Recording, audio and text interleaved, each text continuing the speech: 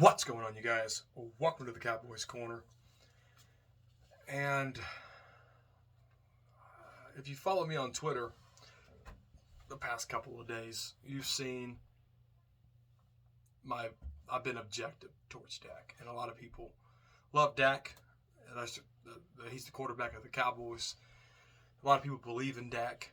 And if you don't believe in Dak and you put that publicly, you get shamed. And you get called names and everything like that. But when they talk about Dak, they tell me 17 career comeback wins. They give me all his stats. They give me his completion percentage, and all that's been pretty good.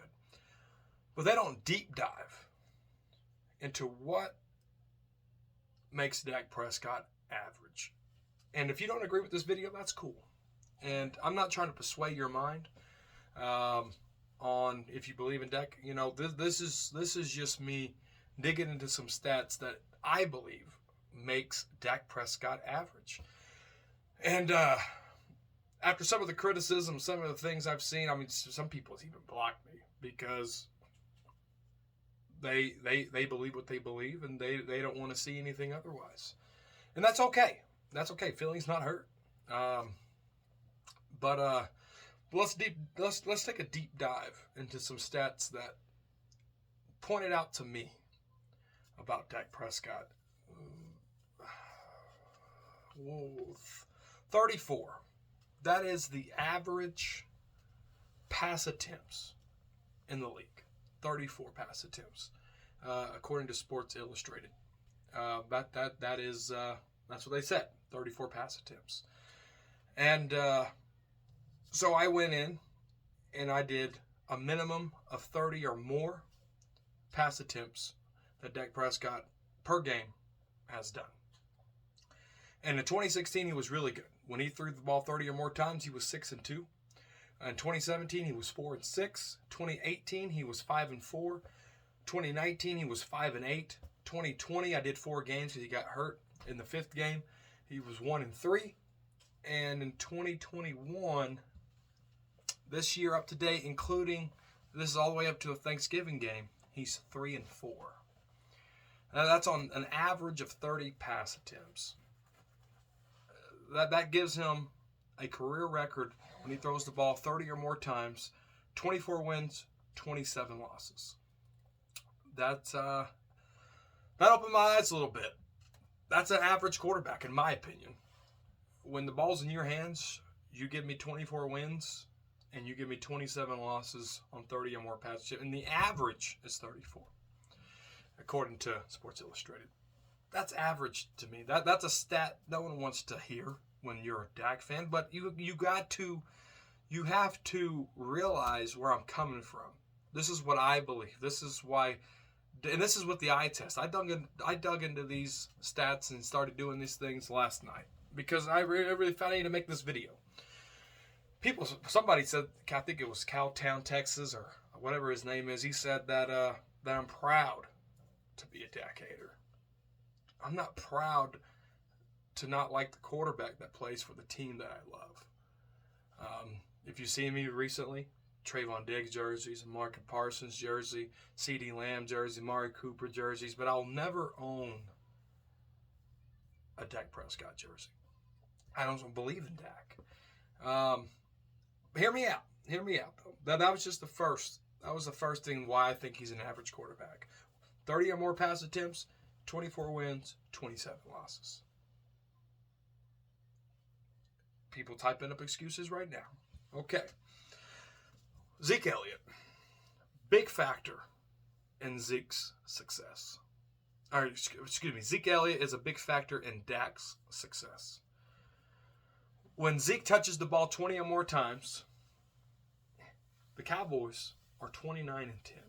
29 wins, 10 losses when Zeke touches the ball 20 or more times. I'm using Zeke because that's been the running back for Dak Prescott.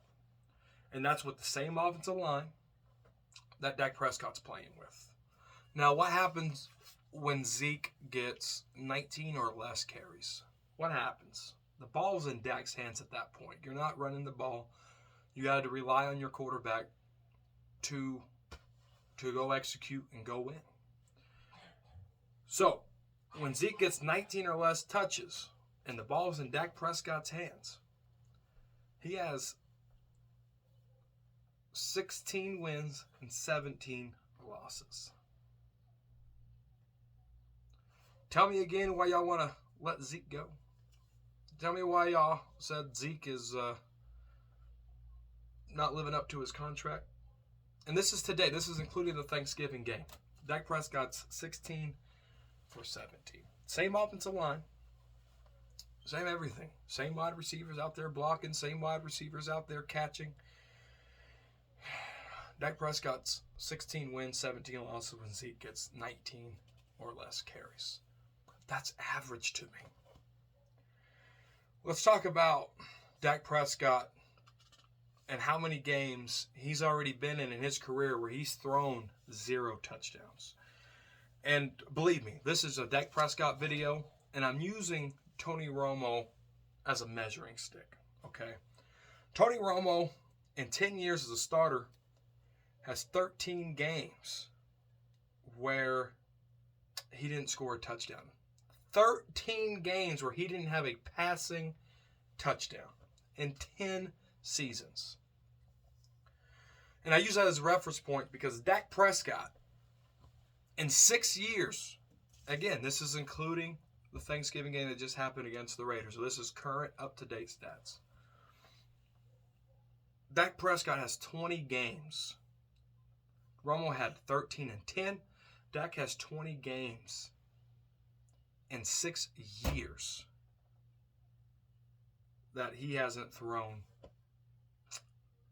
a touchdown. 20 games. 4 games in 2016, 6 games in 2017, 3 games in 2018, 4 games in 2019, 2020. He threw a touchdown in all 4 games that he was a full participant in.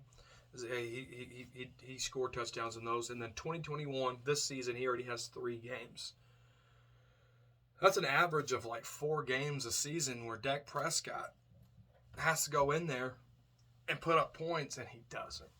Sure, we can blame the offensive coordinators. We can blame this, that, and third. Tony Romo had Scott Linehan. Yes, he had DeMarco Murray. Yes, he had the offensive line. Yes, he had that. And he had 13 games. Dak Prescott, Amari Cooper, CeeDee Lamb, Des Bryant, Tyron Smith, Zach Martin. He had Travis Frederick. And he already had 20. He's already had 20 games. That's average. And that's not even average. That's if you compare that to Tony Romo, that's unacceptable. Dak Prescott went in and kept pushing. Him and his agent kept pushing off contracts. He got franchise tagged. And he demanded that you can't franchise tag me no more, Cowboys. Cowboys honored that. Cowboys gave him a big contract, 4-year deal. He wanted 4 years. Cowboys wanted 5. Dak Prescott got everything he wanted to have stats like this. Dak Prescott's the quarterback of the Dallas Cowboys. The microscope is bigger than ever. And this past November, as you guys seen, I made a video of how important winning in November is. And sure, we've had players hurt, this, that, and the third. And we didn't win with Dak Prescott as the leader, as the winner. That people who, when they debate me, they bring up all these stats, and they don't bring up this. And it's alarming. But I guess it is what it is.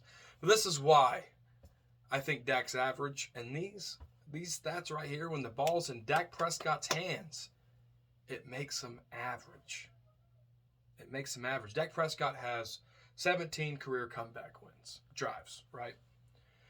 And a lot of those resulted in field goals. So if the field goal kicker misses those, we lose the game. And Dak Prescott's stats are even worse. It's just the nature of the beast. Yes, football is a team sport. But when you debate people with Dak Prescott, why they believe in Dak Prescott and why people don't believe in Dak Prescott, they bring up all his stats like it ain't a team game. But I simplified this when it's strictly in Dak Prescott's hands.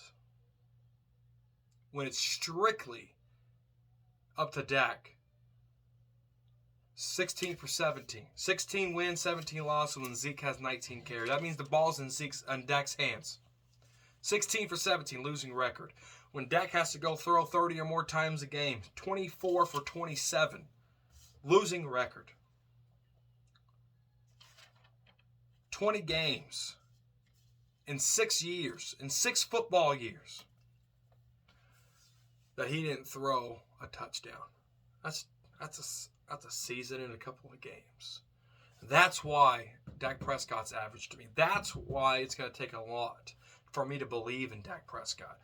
When he suits up every Sunday, I believe that he can win us any game. I do. But when he can't, I still stand corrected. And I hate that. He's a quarterback of the football team that I love, and when the ball's in his hands, there's stats right there that tells me he can't do it. He has losing records.